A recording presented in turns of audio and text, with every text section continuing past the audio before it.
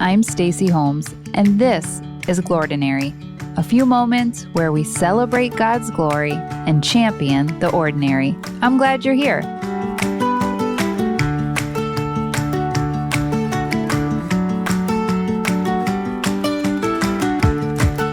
Let's be honest. How well do you handle stress, exhaustion, and that always enjoyable feeling of life closing in on you from lack of margin and bandwidth? I'm going to guess that you handle it about as well as me. This is why I'm grateful for the most obscure and ridiculous verse in Exodus, because I guess God just knew I needed it. Enough with the suspense. Let's get after it. Well, immediately after the 10 Commandments in Exodus 20, God just keeps the good times rolling with further instructions on how to set up a functional society. Remember, the Israelites lived in Egypt 430 years, it tells us in Exodus 12:40, generation after generation after generation of slavery. No one knew how to function in the free world. They only knew how to make bricks. P.S. It will never grow old to me that God's first order of business in the wilderness was to teach them to Sabbath. Everything else flowed from a place of Sabbath rest. They didn't work to rest, they rested to work. Sabbath became the starting point to stop, breathe, renew, and literally recreate themselves as sons and daughters, not slaves. However, every day can't be Sabbath, so moving forward, these people, they needed some governance, organization, structure, and just basic life principles to keep their society in good working order, hence the 10 Commandments and beyond. We no sooner turn the page on the Big 10 when we start getting into the nitty-gritty. We've got a wholly human resources department, how to handle labor disputes, how to treat your employees, workman's comp, AFLAC, okay, not AFLAC per se, but you get the gist. What about personal injury law? Yep.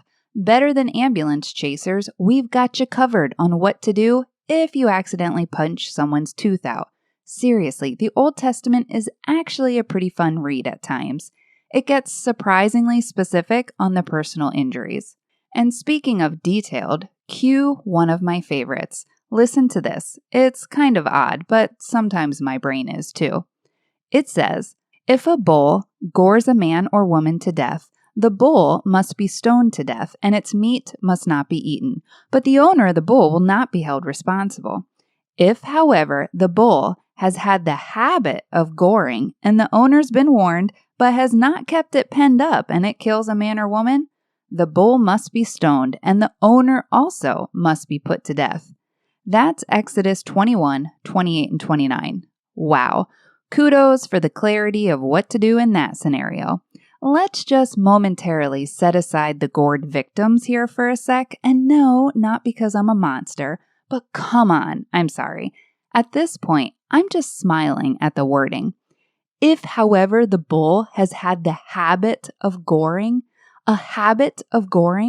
I mean, can't you just picture this scenario? We've got this poor bull at Gorers Anonymous.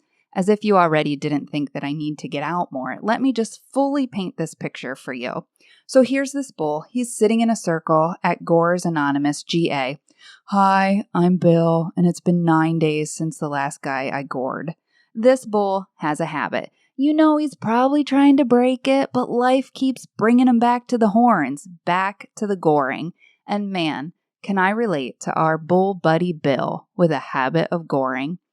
I don't really have a temper or anger issue. That's not really my thing.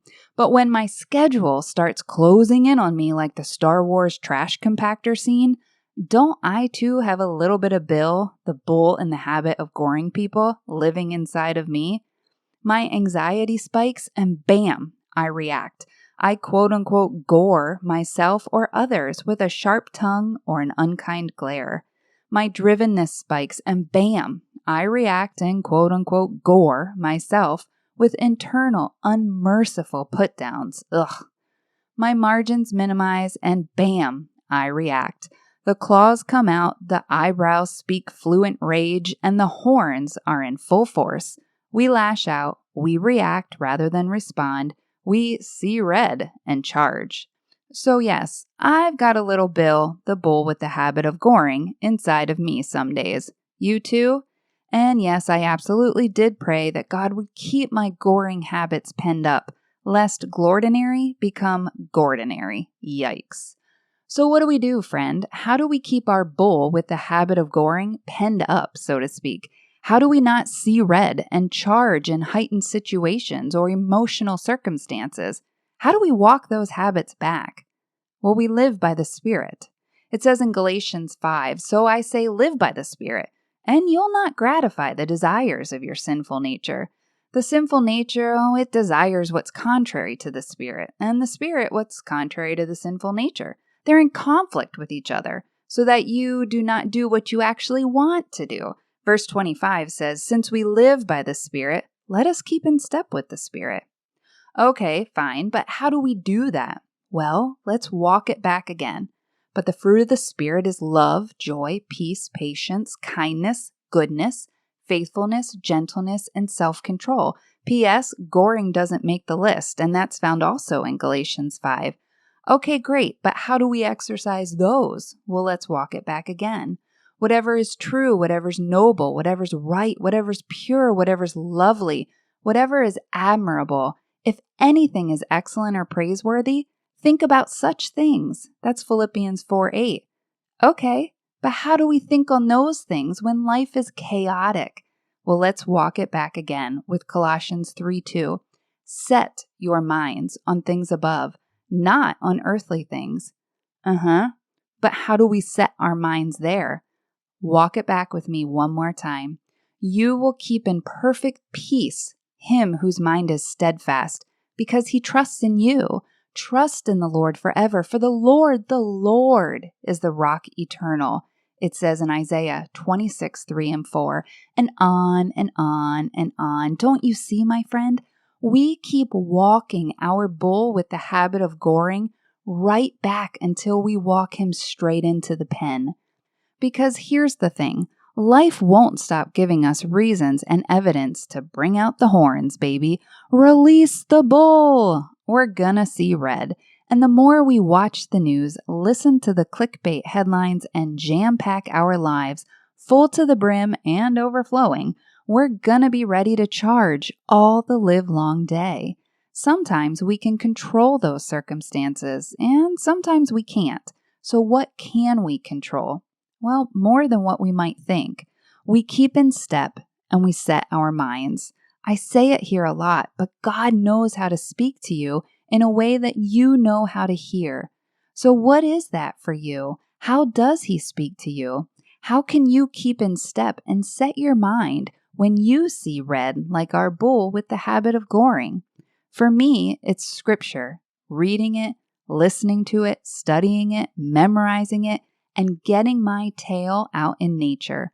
Those practices will calm me down, reset my mind, and pen up my bull with the habit of goring and draw me closer to the Prince of Peace. But you want to know my favorite part of this crazy passage? It's actually what isn't there.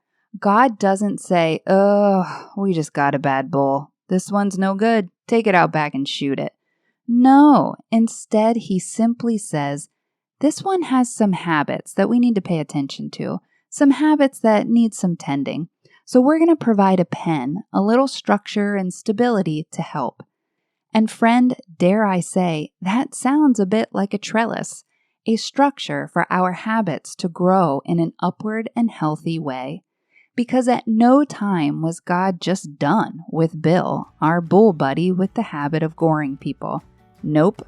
And at no point is God done with Stacy, the one who also sometimes has a habit of verbally or facially goring herself or others. That's why in the month of Maycember, when May masquerades as December, it's all the more imperative to keep our bull with a habit of goring penned up, to give that bull inside of us a structure where the goring habits cannot break free.